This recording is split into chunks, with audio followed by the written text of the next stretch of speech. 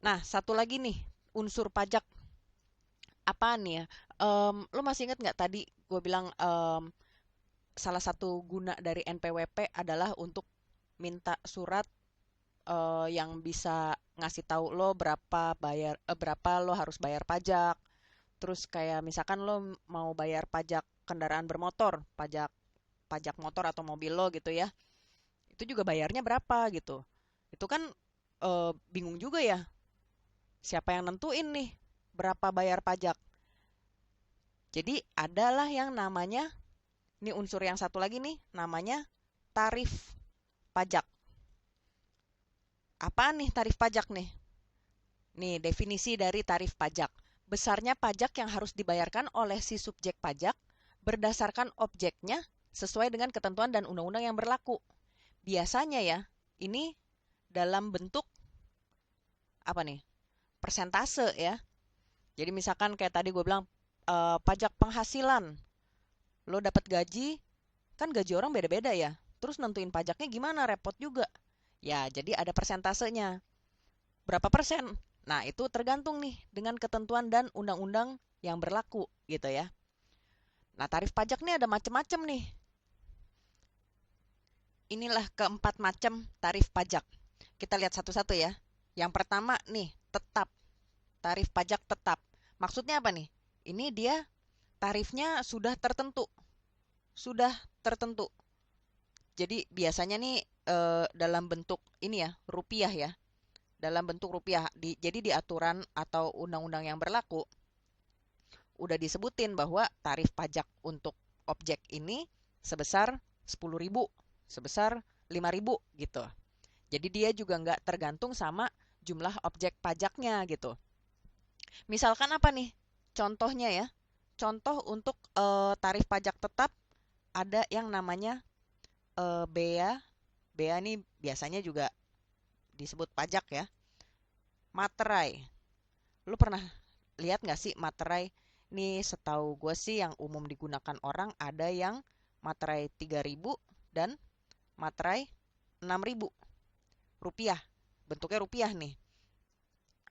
Biasanya dipakai di dokumen. Kayak misalkan lu bikin surat perjanjian.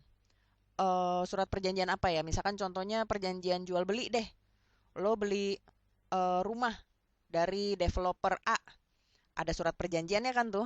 Biasanya sih pakai materai yang 6.000. Nah, ini sebenarnya kenapa sih kita perlu pakai materai buat surat perjanjian kayak gitu? Sebenarnya pajak yang dikenakan oleh pemerintah untuk sebuah dokumen gitu. Jadi dokumennya dianggap legal atau sah gitu ya. Itu bisa dipakai di pengadilan. Kalau misalkan sampai terjadi sesuatu nih, lu udah ada perjanjian jual beli, lu beli rumah, si developer A menjual rumah ke lo dengan harga 500 juta misalnya. Lu udah bubuhin materai 6.000. Terus tiba-tiba pas disuruh bayar, si developernya misalkan bilang, Pak, Bu, eh, sekarang kita harganya nggak 500 juta loh. Sekarang udah naik nih 600 juta. Nah, itu lu bisa ngegugat tuh. Loh, Pak, berdasarkan perjanjian kita, ini udah dipakein materai pula. Harganya 500 juta. Itu bisa dibawa ke pengadilan tuh. Jadi, ini untuk mengikat ya. Ini jadi pajak dari sebuah dokumen gitu ya. Nah, kalau yang kedua, ada yang namanya tarif pajak proporsional. Kalau yang proporsional ini nih, dia menggunakan persentase tetap. Menggunakan angkanya nih ya dalam persen, persentase tetap. Contohnya apa? Contohnya misalkan PBB, pajak bumi dan bangunan. PBB adalah pajaknya sebesar 0,5% dari nilai nilai bangunannya gitu, misalkan. Nah, nilai bangunannya kan beda-beda. Orang mungkin ada yang rumahnya kecil, ada yang rumahnya besar, ada yang tinggal di daerah yang nggak banjir, daerah yang banjir, daerah pelosok, daerah kota gitu ya. Jadi nilai bangunannya ini sih bisa berbeda-beda. Tapi PBB-nya sendiri udah pasti 0,5% dari nilai bangunannya gitu ya. Nah, selanjutnya nih ada yang namanya tarif pajak progresif. Kalau yang pajak progresif ini bedanya adalah ini juga dalam bentuk persentase nih. tapi tarifnya akan semakin tinggi, tarifnya semakin tinggi seiring apa? Seiring nilai objeknya, nilai objeknya. Jadi ini biasanya nih ya yang umum banget contohnya nih eh, pajak penghasilan nih. Pajak penghasilan. Kalau misalkan penghasilan lo 1 juta, kena pajaknya mungkin cuma 5% gitu. Tapi kalau penghasilan lo 100 juta, pajaknya nggak 5% lagi tuh.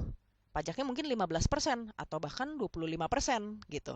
Jadi semakin tinggi nilai objek pajaknya, semakin tinggi juga tarifnya. Ini juga dalam bentuk persentase ya. Memang persentasenya nggak tetap kayak yang tadi di pajak proporsional gitu. Semakin tinggi nilai objeknya, nilai persentasenya pun semakin tinggi gitu ya. Nah, yang keempat dan terakhir nih, ada yang namanya pajak regresif. Kalau regresif ini kebalikannya dari yang progresif. Jadi, tarif pajaknya ini justru dia semakin rendah ya. Semakin rendah seiring nilai objek pajaknya semakin tinggi gitu. Biasanya juga ditentukannya dalam bentuk persentase. Contohnya kayak gimana nih? Nah, sayangnya di Indonesia kita nggak ada nih yang pakai pajak regresif. Tapi misalkan kayak gini aja deh, misalkan lo punya usaha deh gitu. Nah, usaha lo itu eh, punya omset gitu ya, hasil penjualan kotor sebesar 100 juta. Nah, itu lo kena pajak 10% misalnya gitu. Tapi kalau misalkan usaha lo lebih gede lagi, nggak 100 juta lagi, misalkan 500 juta, pajaknya nggak 10%, mungkin pajaknya jadi 5% gitu. Nah, itu yang disebut dengan tarif pajak regresif gitu ya. Nah, selanjutnya kita mau ngelihat beberapa sistem pemungutan pajak yang ada di dunia. Nah, ditunggu ya di video-video berikutnya.